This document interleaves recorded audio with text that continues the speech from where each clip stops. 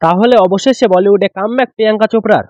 অপরদিকে সত্যি কি কোড ব্যবহার করলে ফ্রিতেই মিলছে স্কাই ফোর্সের টিকিট? সবটা জানাবো। প্রথমেই আসি প্রিয়াঙ্কার কাছে।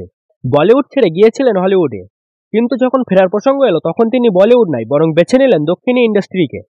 বলা হচ্ছে দেশিকাল প্রিয়াঙ্কা চোপড়ার কথা। তবে এটা ঠিক, দীর্ঘদিন পর তিনি ফিরছেন আবার ভারতীয় ছবির শুটিংয়ে।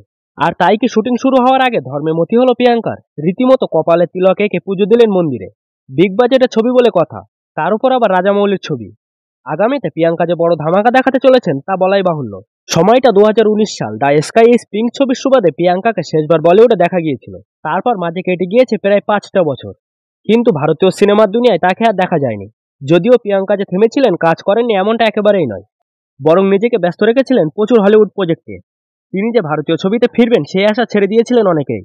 আর ঠিক তখনই শোনা গেল খুশির খবর। যত দিন যাচ্ছে ততই যেন দক্ষিণ ইন্ডাস্ট্রি আর বলিউড একে অপরের প্রতিদ্বন্দ্বী হয়ে উঠেছে। দক্ষিণের বহু তারকা অভিনয় করছে বলিউডে, আবার বলিউডের বহু তারকা অভিনয় করছেন দক্ষিণ ইন্ডাস্ট্রিতে। বক্স অফিসে লাভের কথা বললে দক্ষিণ ইন্ডাস্ট্রির দিকেই যেন পাল্লা একটু বেশি ভারী। আর তাই কি প্রিয়াঙ্কা ভারতীয় ছবিতে প্রত্যাবর্তনের ক্ষেত্রে দক্ষিণ ইন্ডাস্ট্রিকেই বেছে নিলেন? এমন প্রশ্ন উঠেছে অনেকের মনে। এও শোনা যাচ্ছে তাকে দেখা যাবে মহেশবাবুর বিপরীতে। এতদিন পর তিনি ভারতীয় সিনেমায় ফিরছেন, জীবনে নতুন ইনিংস শুরু করলেন। শুক্রবার 7 সকালেই তিনি পুজো দিয়েছেন হায়দ্রাবাদের মন্দিরে। ইনস্টাগ্রাম স্টোরিতে সেই ছবি প্রিয়াঙ্কা শেয়ার করেছেন। অপরদিকে শুক্রবার সিনেমা হলে মুক্তি পেয়েছে অক্ষয় কুমার বীর পাহাড়িয়া অভিনীত ছবি স্কাই ফোর্স। আর প্রজাতন্ত্র দিবসে সপ্তাহে সকলের জন্য সিনেমা দেখার বিশেষ সুবিধা দিতে চান ছবির নির্মাতারা। আর শুনলে হয়তো অবাক হবেন, এই ছবির সব টিকিট প্রায় বিভিন্ন প্ল্যাটফর্মগুলিতে বিনামূল্যে বিক্রি হচ্ছে। হ্যাঁ, ঠিকই শুনেছেন। চলুন দেখে নিই স্কাই ফোর্সের টিকিটে কি ডিসকাউন্ট মিলছে। জানা যাচ্ছে স্কাই ফোর্সের নির্মাতা টিকিটের দামে গত বুধবার পিভিআর ও আইএনএক্স অ্যাপে একটি অফার দিয়েছিল।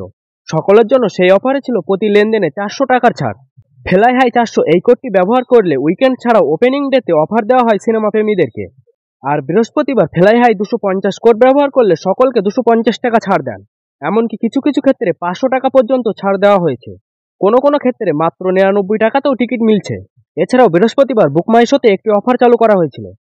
বলা হয়েছিল উদ্বোধনী সপ্তাহে স্কাই ফোর্স 250 কোড ব্যবহার করলে মাত্র 250 টাকাতেই ছবির টিকিট বুক করতে পারবেন। টিকিট বুকিং করার সময় সকলেই বুঝে গিয়েছিলেন যে তারা শুধুমাত্র টিকিট কাটার নির্দিষ্ট প্ল্যাটফর্মের ফি ছাড়া প্রায় বিনামূল্যেই টিকিট পাচ্ছেন। এমনকি কোনো কোনো ক্ষেত্রে মাত্র 25 টাকাতেও এই ছবির টিকিট কিনেছেন অনেকেই। আপনি কত টাকায় টিকিট কিনেছেন তাড়াতাড়ি কমেন্ট করে বলে যান। তো আজকের মতো ভিডিওটি এই পর্যন্ত। নতুন ভিডিও সবার আগে দেখার জন্য চ্যানেলটি সাবস্ক্রাইব করে রাখুন। ধন্যবাদ।